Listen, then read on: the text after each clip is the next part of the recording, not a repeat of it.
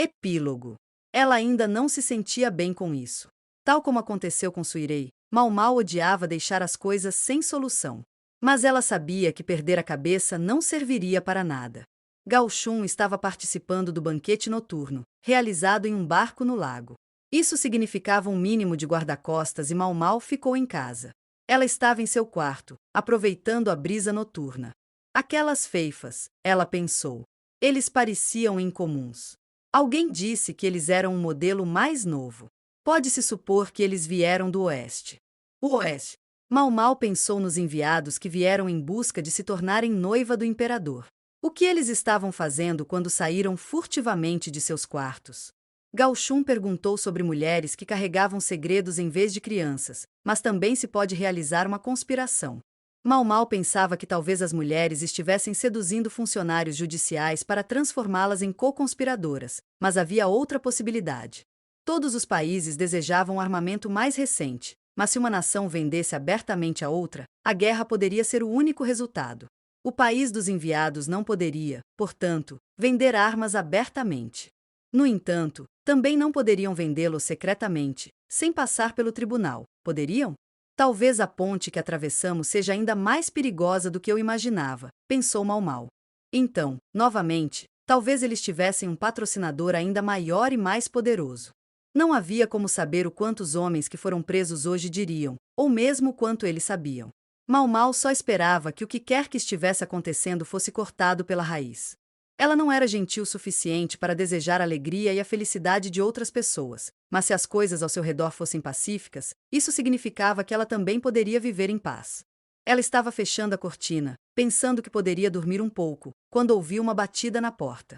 Ela pulou um pouco, apesar de si mesma.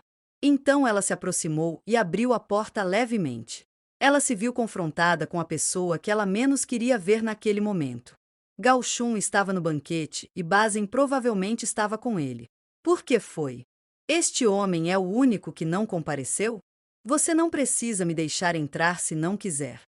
A adorável voz parecia suave. Pela fresta da porta, Mau Mau viu Jinchi se virar e encostar-se na parede. Sinto muito por incomodar você. Mau Mau não disse nada, mas encostou-se na parede ao seu lado, espelhando Jinchi. Do corredor ela o ouviu suspirar. Então veio o som dele coçando a cabeça, arrastando os pés no chão em frustração e, finalmente, o som de seu cabelo batendo na parede. Ele estava balançando a cabeça. Ela não precisava ser capaz de vê-lo para saber exatamente como ele deveria estar naquele momento. Ele queria dizer algo a ela, mas não conseguia encontrar as palavras. Mau Mau sentiu o mesmo. Ela coçou a ponta do nariz, um pouco irritada. Eu não pensei duas vezes. Na verdade, eu deveria me desculpar com você. Afinal, ela insistia tanto em tamanho decente. Qualquer um iria atacar. Até Jinchi. Mesmo em Mau Mau. Do outro lado da parede, Jinchi grunhiu.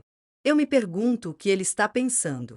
Mau Mau estava quase alheia aos sentimentos das pessoas, em parte porque nunca se interessou tanto por elas e em parte por causa da maneira como foi criada. Os habitantes da Casa Verde-Gris cuidaram bem dela quando ela era bebê, mas o trabalho sempre vinha em primeiro lugar e muitas vezes ela ficava sozinha. Ela poderia chorar, mas ninguém viria ajudá-la até que terminassem seu trabalho. Disseram-lhe que ela finalmente parou de chorar. Talvez ela tivesse aprendido a lição. Talvez isso estivesse por trás de tudo, talvez não, Mau Mau não sabia. Mas qualquer que fosse o motivo, ela cresceu pouco sensível a quando as pessoas sentiam afeto ou, aliás, ódio por ela. Foi o que lhe permitiu resistir à tempestade no pavilhão de cristal. Ela não gostou, é claro, mas isso incomodava muito menos do que a maioria das pessoas. Isso também a deixou sem saber o que dizer a Jinchi, então ela não disse nada. Ela estava pensando o máximo que podia, procurando as palavras. Finalmente ela disse, não há nada a dizer. No que me diz respeito, você é quem é, mestre Jinchi. Droga, ela pensou, balançando a cabeça em reprovação. Ela não pretendia usar o nome verdadeiro dele. No entanto, esta foi a sua mais verdadeira e mais. Resposta sincera. Então ninguém roubou as joias da família. E daí? Não era como se ela fosse vê-los. Ela consideraria todo o assunto irrelevante para ela. No que lhe diz respeito, eu sou quem sou, hein? Era difícil definir o tom da voz de Jinchi. Ele parecia emocionado e desamparado ao mesmo tempo. Mau Mau ouviu um farfalhar, como se Jinchi estivesse cavando alguma coisa. Então uma mão passou pela fresta da porta. Mau Mau involuntariamente deu um passo para trás. Não tenha medo, disse Jinchi. Eu só quero dar isso para você. Dizendo isso, ele colocou um pacote de pano na cruzeta. Mau Mau estendeu a mão para pegá-lo, curiosa, e seus dedos roçaram os de Jinchi. Foi apenas por um instante. Suas mãos se separaram novamente, quase antes que ela tivesse tempo de registrar o calor do corpo dele. Há algo que prometi a mim mesmo que lhe contaria quando finalmente lhe desse isso. Você deve se lembrar que comecei com aquele fel de urso, disse Jinchi sério. Mau Mau, cada vez mais intrigado, abriu o embrulho. Dentro havia várias pedras amarelas. Estou muito ciente de que esse conhecimento pode lhe trazer problemas no futuro, mas quero que você saiba a verdade. Jinchi falou suavemente, mas com convicção. Estes são.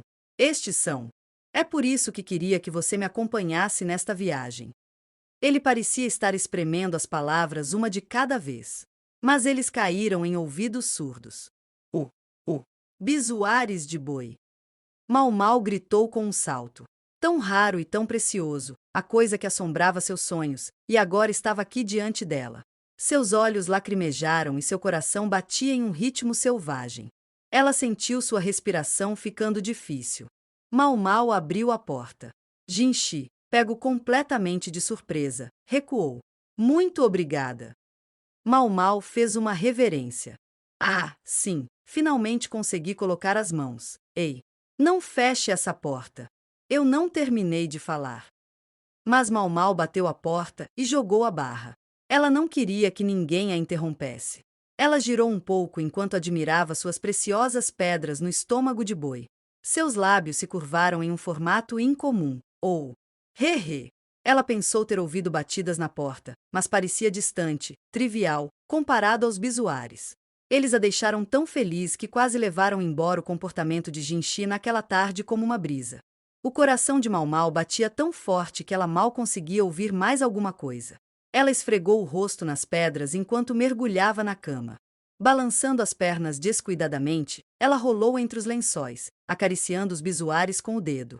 Só de olhar para eles, ela sentiu que tinha energia para trabalhar por um mês sem descansar ou dormir. Mas era apenas uma sensação. Se ela realmente fizesse isso, ela morreria. Ela não poderia se importar menos se Jinchi era eunuco ou não.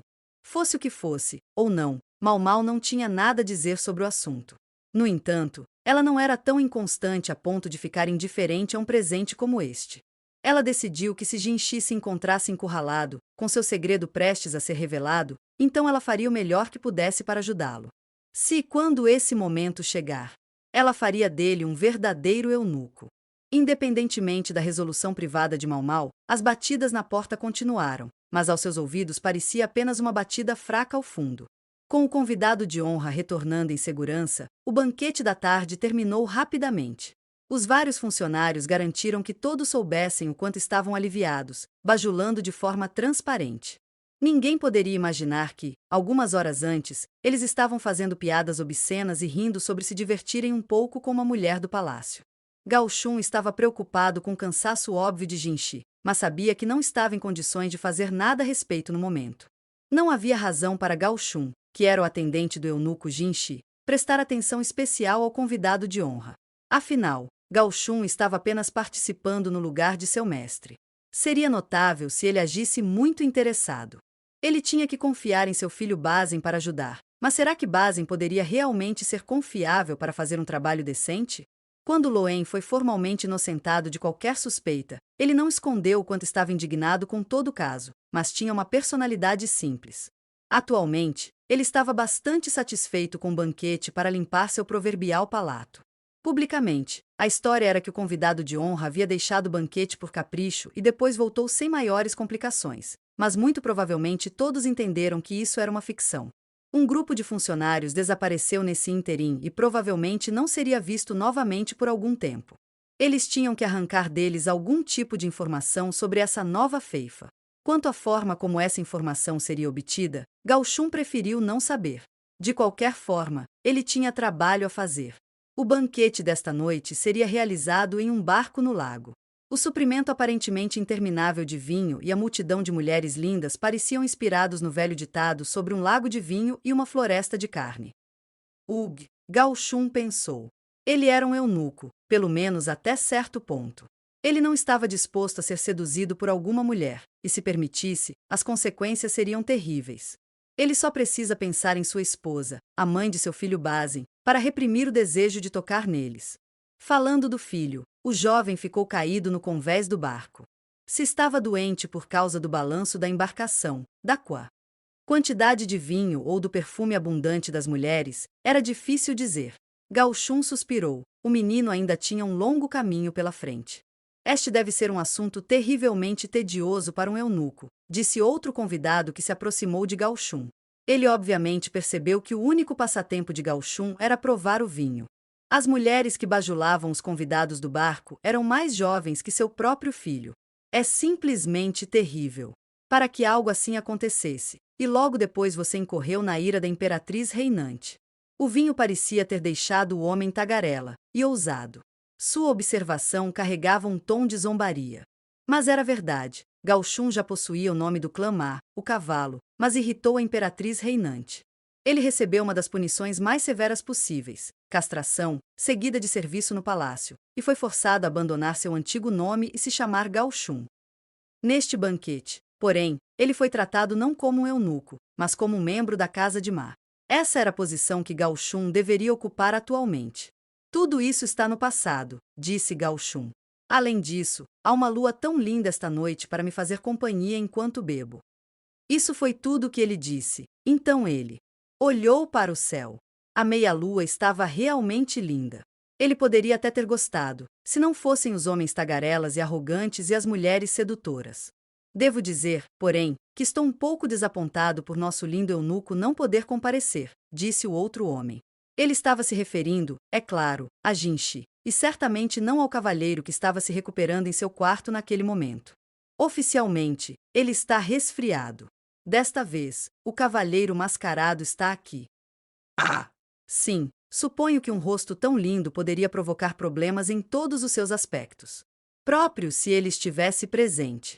Dizia-se que este cavalheiro que nunca tirou a máscara sofreu queimaduras graves no rosto quando criança e raramente apareceu em público desde então. E ele nunca tirou a máscara onde as pessoas pudessem ver, por mais quente que estivesse. Seja qual for o caso, vejo que ele não está aqui esta noite. Tenho certeza que ele deve estar cansado.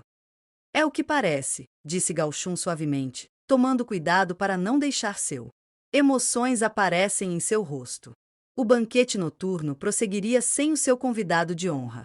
Gao Shun despejou seu vinho na água, plop plop plop, observando as ondas baterem na lateral do barco. Ele desejou que o banquete se apressasse e terminasse. O convidado de honra não foi o único que pareceu um pouco estranho. O mesmo fez outro membro do grupo de Gao Shun, a jovem que veio como sua acompanhante. Seria compreensível que uma jovem comum, que foi arrebatada por um personagem importante em um atentado contra sua vida, se sentisse um tanto intimidada, mas aquela jovem era feita de uma natureza mais dura do que isso. De qualquer forma, ela estava agindo de forma um pouco estranha, mas não exatamente como alguém que temia por sua vida. Ela sempre foi cortês, embora não muito cortês, com o convidado de honra, mas agora parecia mais distante dele. Será que ele conseguiu contar a ela, então?